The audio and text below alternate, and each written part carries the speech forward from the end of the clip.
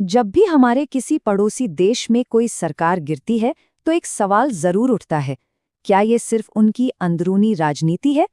आज हम इसी बाहरी हाथ वाली थ्योरी को समझने की कोशिश करेंगे, जो माना जाता है कि दक्षिण एशिया की पूरी जियोपॉलिटिक्स को पर्दे के पीछे से कंट्रोल करती है।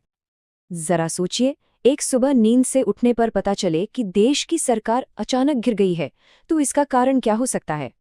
क्या ये सिर्फ अंदर के झगड़ों का नतीजा होगा या फिर इसके पीछे कोई बहुत बड़ा बाहरी खेल चल रहा है? यही सवाल हमें अपने पड़ोसी देशों की तरफ देखने पर मजबूर करता है, जहां ये खेल कई बार देखा गया है।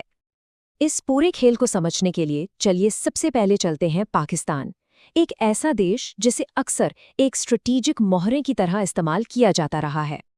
पाकिस्तान की जो लोकेशन है ना, वही उसकी सबसे बड़ी ताकत भी है और शायद सबसे बड़ी कमजोरी भी।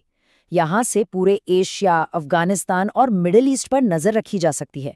अब इसी स्ट्रेटेजिक इंपॉर्टेंस की वजह से थ्योरी ये कहती है कि यहाँ की पॉलिटिक्स को जानबूझकर कभी स्टेबल होने ही नहीं दिया गया, और इसका पैटर्न साफ दिखता है। बार बार मिलिट्री कू यानी तख्ता पलट। कहा जाता है कि जब भी कोई लीडर बाहरी ताकतों के हिसाब से नहीं चला, उसे हटा दिया गया। और नतीजा ये हुआ कि पाकिस्तान अपनी सिक्योरिटी और इकोनॉमी के लिए हमेशा दूसरों पर डिपेंडेंट रहा। मतलब एक ऐसा देश जिसे कंट्रोल करना आसान हो गया। लेकिन ये खेल सिर्फ जमीन तक ही सीमित नहीं है, ये समंदर में भी खेला जाता है। तो चलिए अब हिंद महासागर की इस शतरंज की बिसात पर चलते हैं, जहां श्रीलंका और बांग्लादेश दो बहुत अहम मोहरे हैं। श्रीलंका साइज में भले ही छोटा देश हो, लेकिन इंडियन ओशन में उसकी लोकेशन किसी सोने की खान से कम नहीं। दुनिया के सबसे बिजी समुद्री रास्ते यहीं से होकर गुजरते हैं। तो इस थ्योरी के मुताबिक यहाँ कंट्रोल कैसे किया जाता है? मिलिट्री कू से नहीं, बल्कि इकोनॉमिक क्राइसिस पैदा करके। ऐसा माना जाता है कि जब भी श्रीलंका ने किसी एक बड़ी पावर से हटकर दूसरे के करीब जाने की कोशिश की, देश में अचानक आर्थिक उथल-पुथल मच गई।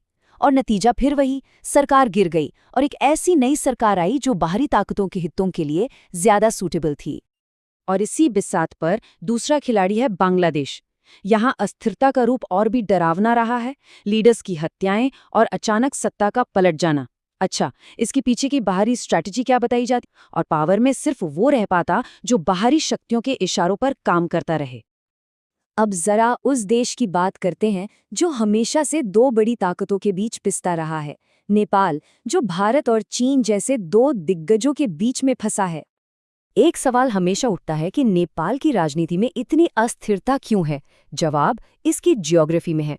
ये भारत और चीन के बीच एक बहुत जरूरी बफर स्टेट है।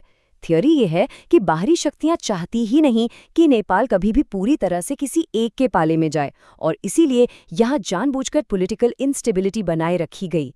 लगातार सरकारें बदलती रहीं, डेमोक्रेसी को कमजोर रखा गया, ताकि नेपाल हमेशा एक ऐसा देश बना रहे जिसे आसानी से अपनी उंगलियों पर नचाया जा सके।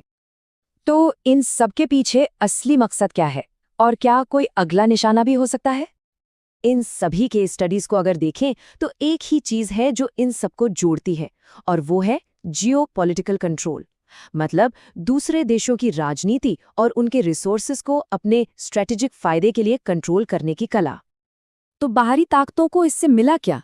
देखिए, पाकिस्तान से उनके मिलिट्री इंटरेस्ट्स पूरे हुए, श्रीलंका से हिंद महासागर पे कंट्रोल मिला, बांग्लादेश के जरिए भारत पर दबाव बनाने का एक जरिया मिला, और नेपाल से भारत चीन के बैलेंस को मैनेज किया गया। कुल मिलाकर हर जगह असली खेल जियोपॉलिटिकल कंट्रोल का ही था। अब यहाँ सबसे बड़ा सवाल ये उठता है कि क्या यही खेल एक बड़े और स्टेबल लोकतंत्र में भी खेला जा सकता है? बड़े और मजबूत लोकतंत्रों में खेल के तरीके बदल जाते हैं। यहाँ सीधे तख्ता पलट या हत्याएं नहीं होती, यहाँ तरीके ज्यादा सोफिस्टिकेटेड होते हैं, जैसे मीडिया में एक नैरेटिव बनाना, सोशल मीडिया पर ट्रेंड्स चलाना, या फिर एनजीओज के जरिए गुपचुप तरीके से फंडिंग करना। यहाँ मकसद सीधे सीधे सरकार गिराना नहीं होता, बल्कि लोगों के बीच एक खास तरह का माहौल बनाकर, पब्लिक ओपिनियन को शेप देकर राजनीति को अपने हक में मोड़ना होता है। ये एक ज्यादा बारीक लेकिन उतना ही असरदार तरीका है।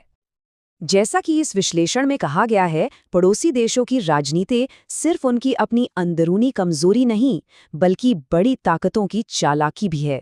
ये एक लाइन इस पूरी कहानी का सार है।